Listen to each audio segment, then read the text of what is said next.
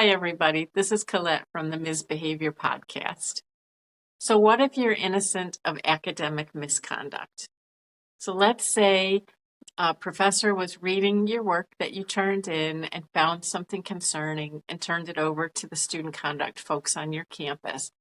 That happens, and that should happen if they find something concerning, that professionals are consulting with experts on this. So you find out you're invited to a meeting, a hearing, a conference, a panel, whatever your campus calls it. We're going to call it a hearing. And you've been invited to tell your side of the story. So let's start there. My advice to you is to tell your story. You're not going to a court of law. This is not a criminal accusation. They're there to hear. That's why it's a hearing. So maybe you're not great at stuff like this. You're going to be nervous, obviously. So do what you can to prepare. If you're allowed to bring a support person with you, maybe that's something you want to consider if it will make you feel more confident.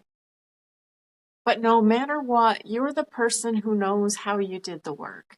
So try to remember everything you did and write it down.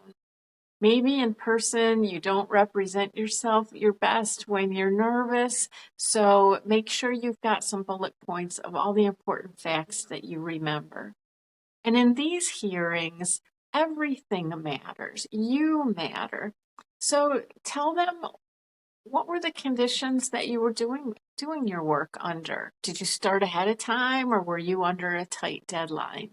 What tools did you use? Were you writing a paper where maybe there's a history trail in your document, or drafts that you wrote, or handwritten notes? All of that is important. So collect that well ahead of time. If you're allowed, some offices will let you do a pre-hearing meeting so you can get to meet the person that's going to meet with you. You can see the room where you might be meeting in. That might help you feel more confident. But you're going to go in and tell your story, and then hope that you are in a place that cares about you, and most places do. You're going to share as much as you can. So don't listen to anyone who's telling you not to participate, to be as quiet as you can, to deny things. They're not asking you what you did not do. They're asking you what you did do. So be very generous with all the information you share with them, and then trust that they will make the right decision. You can also meet with trusted professionals ahead of time.